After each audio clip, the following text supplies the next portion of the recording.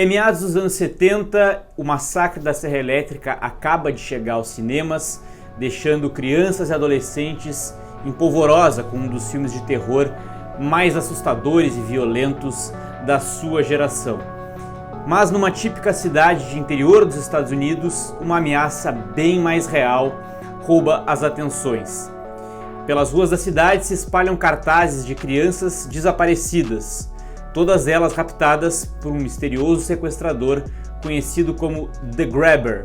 Esse criminoso já sequestrou alguns dos meninos mais barra pesadas ali daquela pequena comunidade, mas é só quando ele pega o Finney, um menino de autoestima abalada que sofre bullying na escola, é que a gente vai conhecer mais de perto esse personagem e o seu cativeiro. Nesse lugar sombrio tem poucas coisas, uma cama, uma pequena janela e, claro, um telefone preto, através do qual, misteriosamente, o Finney vai receber ajuda das outras crianças que foram raptadas por esse criminoso. Essa é, em resumo, a sinopse de O Telefone Preto, The Black Phone, que estreou recentemente, dirigido por Scott Derrickson e com Ethan Hawke no papel do criminoso The Grabber, personagem aí que eu tenho bastante coisa para falar sobre no vídeo de hoje. Primeiro, claro, sem spoilers, e depois, inevitavelmente, entrando em alguns detalhes da trama, que olha só, por mais que eu me esforce, eu acho que não vão revelar mais do que o trailer desse filme já revela. Se você aí que está assistindo tem problema com spoilers, com revelação de detalhes importantes da trama, antes de assistir esse filme eu indico que não assista o trailer, porque é surpreendente a quantidade de coisa que esse trailer revela, a quantidade de reviravoltas importantes do filme que são mostradas no trailer de O Telefone Preto. Então vem comigo aqui no vídeo, que é bem mais garantido.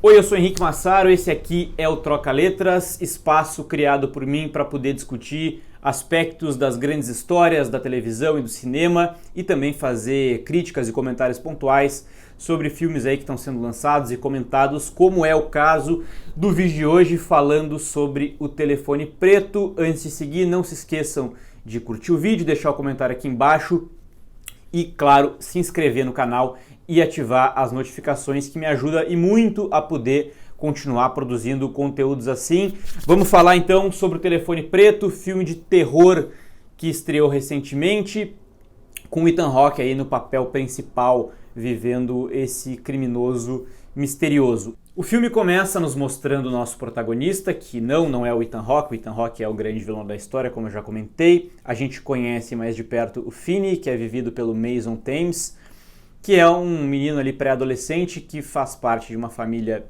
meio desestruturada, é só ele, o pai, que tem problemas com bebida, ele já perdeu a mãe, como a gente vai conhecer ao longo da história, e também integra esse núcleo familiar a sua irmãzinha, a Gwen, vivida pela Madeleine McGraw, que, sério, eu preciso dizer aqui, essas duas crianças, esses dois atores mirins, eles entregam tudo que precisa entregar. O Mason Thames, ele segura muito bem os momentos de tensão que vão fazer parte de todo esse filme, que afinal de contas é de terror, mas essa garotinha, a Madeleine McGraw, ela vale boa parte da experiência, ela é responsável pelos momentos de alívio cômico que existem sim no filme, e também ela confere muita personalidade para essa menininha ali, que é tão importante na vida do Finney.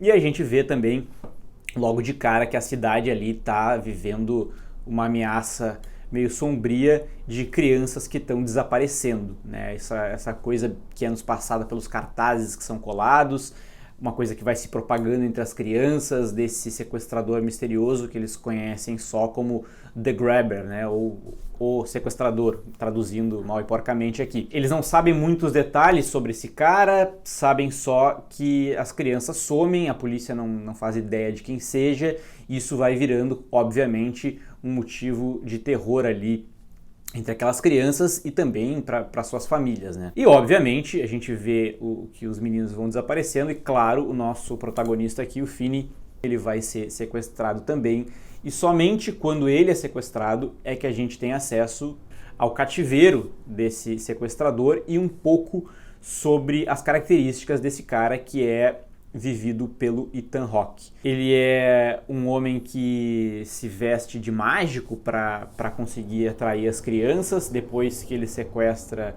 eles, ele passa a maior parte do tempo vestindo uma máscara que é bem assustadora.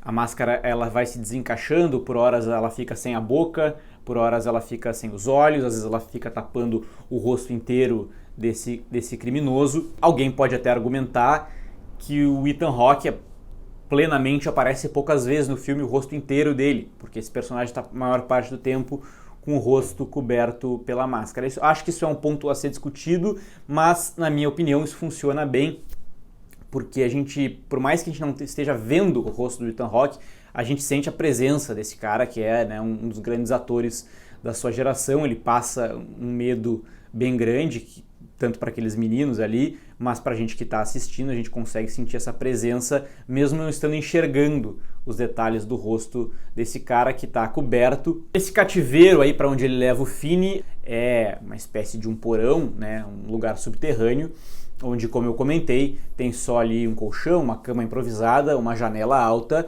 e, obviamente, um telefone preto, um telefone de gancho, ali bem característico daquela época, que o Finney ouve tocar e o The Grabber diz logo de cara ali que não funciona, não adianta ele querer ligar para ninguém porque aquele telefone não vai funcionar. Misteriosamente, no entanto, na medida que a trama vai avançando, esse telefone começa a tocar, o Finney começa a atender e ele começa a se comunicar com as outras crianças que foram sequestradas e que desapareceram, e a gente sabe e subentende o fim que elas tiveram e que tiveram ali naquele lugar antes dele. E elas começam a dar pistas para ele, para tentar ajudar ele a escapar daquele lugar e também a evitar as torturas que aquele sequestrador provavelmente vai submeter ele. E aí então tem esse ingrediente que é bem presente no filme, que é essa questão paranormal da história, essas pitadas aí dele estar se comunicando com meninos que já morreram, que é bem importante para a história, não só aí nesse arco do Finney no cativeiro, como também no desenvolvimento da sua irmã, a Gwen. Ela constantemente sonha com os meninos que foram sequestrados, ela tem pistas sobre esse sequestrador, por exemplo, ela percebe que ele se locomove num furgão preto, ela percebe que tem balões pretos que são usados para atrair as crianças, ela vai tendo pitadas sobre as características desse cara nos sonhos que ela vai tendo, e aí, paralelamente, esse arco dela vai se desenvolvendo para ela tentar conseguir descobrir aonde o seu irmão está, afinal de contas. Esse filme não é um daqueles filmes que eu diria que integram essa nova fase do terror que a gente fala já nos últimos anos, né, com as produções ali do Ari Aster, do Jordan Peele, né, filmes de terror que trazem grandes discussões por trás, questões que a gente pode fazer diversas interpretações, filmes realmente ali, né, de autorais que através do terror nos colocam para problemas, né, reais da sociedade, ao mesmo tempo que logicamente assustam. Ele também não se enquadra na categoria do terror mais clássico, de um slasher, por exemplo, de um filme extremamente violento e visual, né, com essa violência estética e com diversos jumpscares, né, momentos de susto, são poucos nessa produção, de modo que eu diria que ela fica num limiar entre essas duas coisas. Ela prende bastante, tem uma certa tensão importante, existem momentos assustadores, e também ela traz sim discussões que são interessantes. Por exemplo, a gente vê, de certa forma, um filme coming of age, né? Um filme daqueles que as crianças ali estão passando por aquela idade super importante de transição da infância para a adolescência, para quase a vida adulta. A gente acompanha o Finney ali que está passando por esse momento delicado, ele sofre bullying na escola, ele precisa aprender a se defender sozinho, tem essa questão familiar, das dificuldades que eles estão tendo com o pai depois de terem perdido a mãe. Então, além, claro, né, da questão das crianças que estão desaparecendo, do quanto isso é aterrorizante para uma família. Então, tudo isso está no filme, mas não mergulha tanto nessas discussões, de modo que, como eu falei, fica nesse equilíbrio aí entre as duas coisas. A sensação que eu fico é que ele é um filme bem feito ali, bem entregue, né, redondinho no que se propõe a ser. Ó, a gente está propondo isso aqui que a gente vai entregar, e isso é feito de uma maneira ok.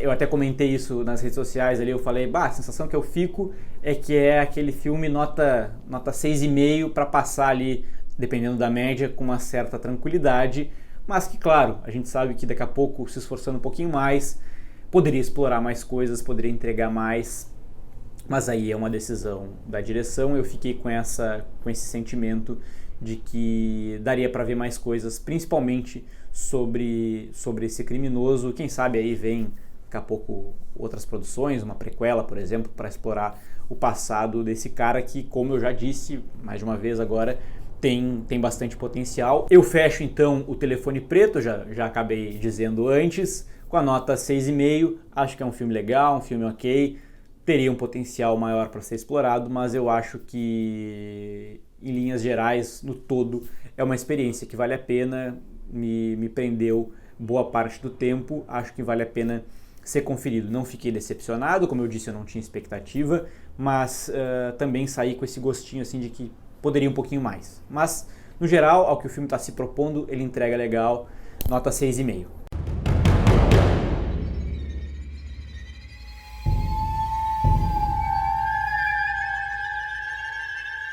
Agora, a partir de então, com spoilers, esteja avisado, siga por sua conta e risco, vamos entrar em vários detalhes da trama de O Telefone Preto.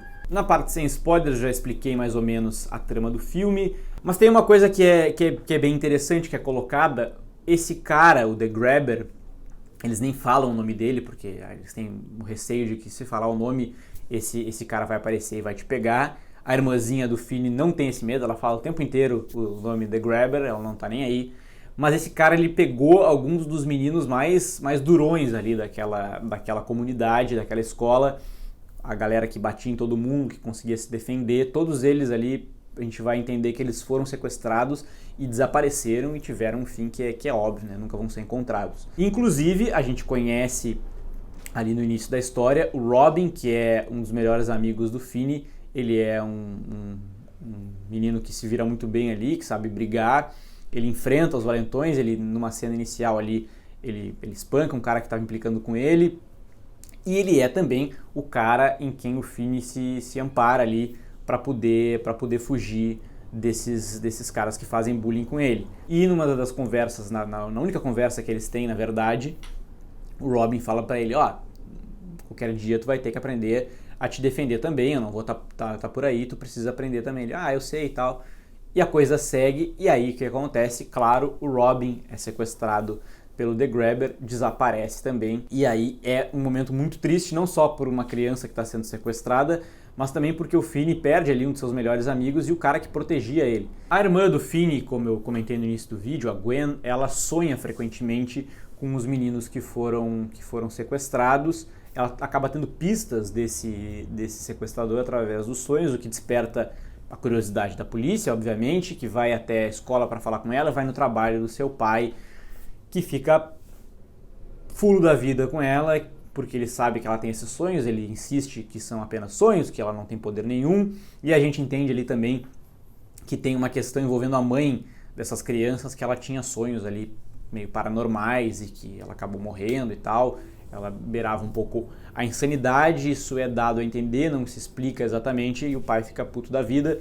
Ele tem problema com bebida, ele espanca a filha ali numa cena bem violenta. E aí a gente entende também que esses dois irmãos, eles têm basicamente apenas um ao outro para se apoiar. E a gente também tem acesso a esse núcleo familiar ali bem devastado. O Finney então é sequestrado ali pelo The Grabber. Ele é levado para esse cativeiro. Inicialmente o cara não faz nada com ele. Eles conversam, ele fala que tem um telefone preto na parede que não funciona. Não funciona desde que eu sou criança, não vai poder pedir socorro aí, não adianta gritar, porque esse lugar aqui tem isolamento acústico, eu mesmo fiz isolamento, fica aí. E o cara não bate nele, não faz nada, sai, às vezes volta, fica observando ele dormir, em determinado momento alimenta ele também, e fica nessa coisa ali. Ele tá só preso, né? Tá com esse medo de que alguma coisa seja feita com ele, mas a princípio nada acontece. Daqui a pouco o telefone preto toca, o Finney estranha, se levanta, vai atender, e aí ele escuta do outro lado a voz de uma das crianças que desapareceu meses atrás, e a criança ali começa a conversar com ele e começa a dar pistas do que fazer naquele lugar. E isso vai acontecer ao longo de todo o filme. Cada vez que o telefone toca é uma das crianças que foram sequestradas antes do Finney e que acabaram morrendo, né? Aí a gente entende também, eles acabam explicando que eles morreram, eles estão nesse lugar aí que eles não lembram dos próprios nomes, mas eles lembram o que aconteceu com eles lembram que eles foram torturados antes de serem mortos, que esse lunático aí chamado The Grabber torturou eles e fez jogos psicológicos ali para que eles tentassem fugir e fossem pegos de novo, até que ele finalmente acabou matando todas essas crianças. Uma delas fala que enquanto estava presa ali, começou a cavar um buraco, levantando parte do piso perto do vaso sanitário para tentar fugir. O Finney vai lá, faz a mesma coisa, começa a cavar. Outra fala que usou um pedaço de cabo que tinha ali para tentar arrancar a janela e fugir. O Finney faz isso também, mas nada de fato acontece. Parece que ele está seguindo pistas que não levam a lugar nenhum. A gente fica pensando o que será que vai fazer com que ele fuja desse lugar. Ele vai coletando essas evidências que essas crianças vão passando para ele por telefone. E aí tem os momentos também de jumpscare do filme, quando ele atende, às vezes ele está falando, a câmera vem vindo e atrás dele aparece o espírito dessa criança ali todo deformado depois de ter sido torturado e morto pelo The Grabber. Em um determinado momento, o sequestrador desce ali no cativeiro. Na hora que ele vai embora, ele aparentemente esquece a porta destrancada e sobe as escadas e vai ali para o lugar onde ele fica, que a gente até então não tem acesso.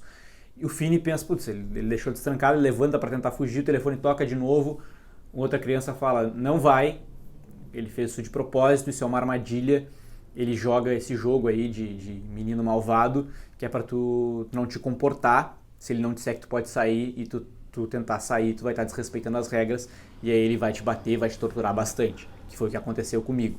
E aí ele não vai. Isso vai fazendo com que ele conquiste esse cara, não no sentido emocional, mas desse lunático é perceber que ele está respeitando as regras desse jogo bizarro que ele criou para si mesmo, e esse cara respeita essas regras são importantes. Se ele não desrespeitar elas, ele não vai fazer nada, vai deixar ele ali ileso. Daqui a pouco, uma dessas crianças que liga para ele no telefone diz o seguinte, é uma menina, a primeira menina que a gente ouve, ele me pegou quando eu estava de bicicleta e ele utiliza para trancar a porta de casa o cadeado que eu usava na minha bicicleta.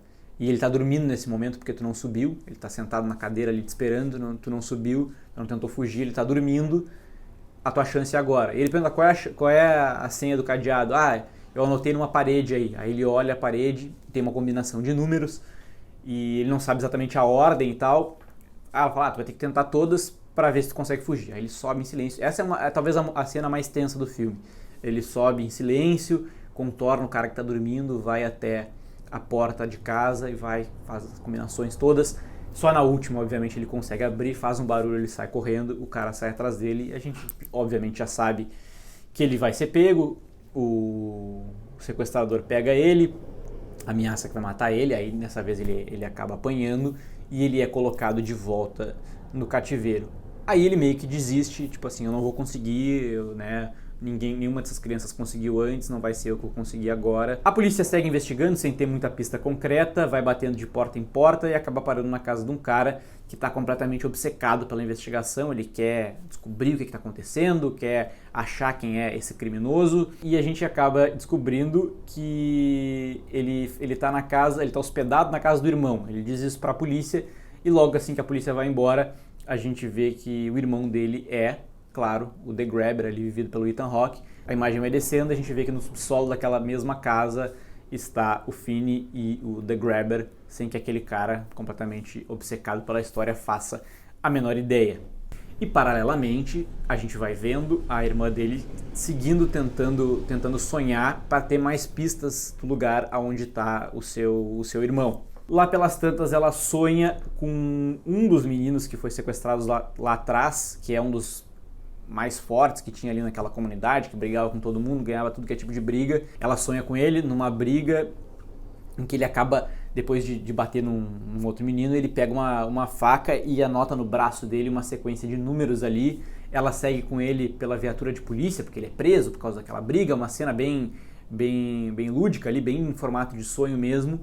E ela vai andando, tendo acesso um pouco às memórias desse menino, e aí o carro para em frente a uma casa onde está exatamente esse número que ele escreveu no braço da outra criança, e ela se dá conta que aquela é a casa onde o The Grabber esconde todas as suas vítimas. Ela acaba encontrando esse lugar e aí ela vai até a polícia para contar o que ela descobriu, e a polícia, completamente sem pistas, vai atrás para ver se essa denúncia, se esse sonho dela confere. Lá no cativeiro, claro, a gente vê o Finney conversando com todas as crianças que foram sequestradas até o momento. O único que a gente não vê ele falando, claro, é o seu amigo Robin, que foi o último sequestrado antes dele, e aí é a parte do filme que eu quero dizer que obedece uma estrutura bem básica e até clichê em certos momentos. Lá atrás já dava para ver que a última criança com quem ele ia falar ia ser o Robin, e logicamente que o Robin é que ia dar a solução para ele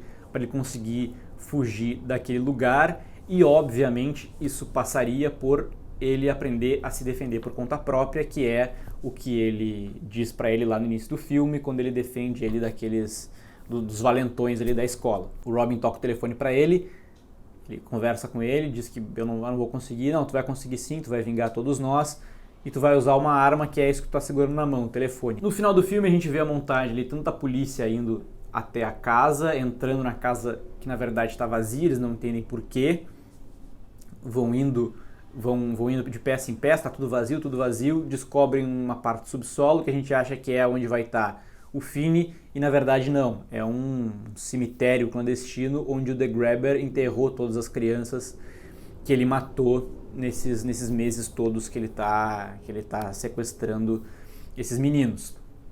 E aí a gente vê que na casa em frente, na verdade esse cara tinha duas casas bem parecidas, uma de cada lado da rua, é na casa em frente onde ele tem o cativeiro ali, onde ele torturava as crianças e matava. E aí, nesse lugar, o seu irmão, o Max, que é aquele cara que eu disse que estava vidrado pela investigação, acaba finalmente se dando conta que talvez seja o irmão dele o grande vilão da história. Finney está finalmente preparado para a briga que ele vai ter com esse criminoso ali com o telefone em mãos, quando o Max desce até o subsolo, descobre a situação toda, acha que finalmente ele vai solucionar o crime, vai soltar o menino, e aí, obviamente, o The Grabber vem por trás dele e acaba matando ele com uma machadada na cabeça. É a cena mais violenta do filme, certamente, com a violência mais explícita. E aí esse cara olha pra ele e diz: você me obrigou a matar meu próprio irmão, olha o que você fez eu fazer, agora eu achava que tu era diferente, mas tu vai ter o mesmo final de todo mundo. Ele chama o Sansão, que é o cachorro dele, um cachorro enorme e bem brabo. Ele desce ao subsolo, amarra ele na frente da porta para que o Finney não possa fugir, e vai ali finalmente tentar matar mais essa criança. E aí sim, para fechar o arco desse personagem, esse menino indefeso, a gente vê finalmente ele enfrentando a ameaça mais perigosa que ele teve na sua vida até agora. E o legal de tudo isso, essa parte eu gostei bastante do filme, é que para enfrentar o The Grabber, ele usa as pistas e as coisas que ele construiu com a dica de todos aqueles meninos. Ele foge até o fundo do quarto, ali onde tem o vaso sanitário, onde ele cavou o buraco. O The Grabber vai atrás dele, tropeça no fio que ele estica, o fio que ele utilizou para arrancar a janela. Ele estica aquele fio, ele cai dentro do buraco. O pedaço da janela, a grade da janela que ele arrancou, está dentro do buraco. Ele quebra o pé, torce o pé, acaba ficando dentro daquele buraco. E aí sim, com o telefone, com as dicas que o Robin deu, ele vai batendo e martelando na cabeça desse cara até conseguir vencer. Quando ele cansa de bater, ele atravessa ele, enrola ele com o fio do telefone e começa a esganar esse cara finalmente. E aí o telefone preto, mesmo já arrancado ali da parede, toca uma última vez, e o Finney, concretizando ali o seu ato de valentia, diz: é pra você. E coloca no ouvido do The Grabber, que ouve a voz de todas aquelas crianças finalmente falando com ele, que ali vai ser o seu fim. Quando a polícia se dá conta de que aquela casa ali é só um cemitério clandestino de todas aquelas crianças, e está atravessando a rua correndo para ir para o lugar onde de fato as mortes acontecem, o Finney está saindo devagarinho ali de dentro de casa, e a primeira pessoa que vê ele é a sua irmãzinha, a Gwen, que está sentada na calçada, e corre e abraça o irmão. Depois eles têm também um final ali com o pai de reconciliação, que é bem legal de ver. E o filme não termina aí, ainda tem, claro, a redenção final desse personagem, é ele chegando na escola e de peito aberto ali, finalmente enfrentando todo mundo. Ele acabou ganhando a fama, ele foi o menino que sobreviveu, que com as suas próprias mãos matou esse grande criminoso que matou outras tantas crianças, muito mais valentes que ele, inclusive. Então é a estrutura bem clássica ali de um filme coming of age inserido nesse universo, nesse gênero do terror. Tem vários momentos que são clichê, que dá pra ver o que vai acontecer, que dá pra gente prever mais ou menos, como eu disse, porque essa estrutura ela é bem padrão. Eu acho que não explica muita coisa que deveria ser um pouquinho mais explicada. Por exemplo, assim que ele pega o Finney e leva pro cativeiro, ele diz: esse telefone não funciona desde que eu era criança. E aí algumas das crianças que conversam com o Finney dizem: ele acredita que esse telefone não funciona e que essas vozes que saem daqui são coisas da cabeça dele. O que nos dá a entender que ele também escuta alguma coisa que vem do telefone, mas ao mesmo tempo ele acha que ele tá louco. Qual é a história desse telefone? Por que ele, quando ele era criança, funcionava? Por que tem esse telefone ali? Isso não é dito em nenhum momento. Ao mesmo tempo, também não é aprofundado por que ele faz tudo isso. Eu falei lá atrás, no início do vídeo, que isso é uma decisão. Eu até vi uma entrevista do Ethan Hawke dizendo que o fato da gente não saber muitas coisas contribui para criar esse clima aterrorizante. E eu concordo em partes. Eu acho que sim, a coisa ficar no ar pode funcionar para criar essa tensão toda, mas eu acho que alguma coisa a gente tinha que ter um pouquinho mais de acesso. O que tem no passado desse cara? Qual é o trauma dele? O que levou ele a se tornar esse lunático? Uma coisinha que fosse colocada ali, de repente num flashback, alguma coisa, explicaria um pouco mais. Claro, às vezes pode ser uma coisa que ia ser usada para humanizar esse cara, que a gente quer que seja só um grande monstro, um grande lunático ali que está assassinando essas crianças. Mas eu acho que para trazer um pouquinho mais de verossimilhança seria interessante também ter esse tipo de elemento ali, né? O porquê que ele joga esse jogo, o que tem por trás disso, quem é esse cara, o que ele faz fora do tempo que ele está ali. Em alguns momentos dizem que ele vai trabalhar, mas ele trabalha com o quê? Qual é essa obsessão que ele tem com mágica? Ele trabalha como mágico, sabe? São várias coisas que a gente não tem acesso e que eu acho que um pouquinho mais que a gente tivesse, não muito, não precisava entregar tudo, seria algo para a gente compor melhor a ideia de quem é esse cara e por que ele está fazendo isso e até, enfim, criar mais proximidade com aquelas vítimas todas dele.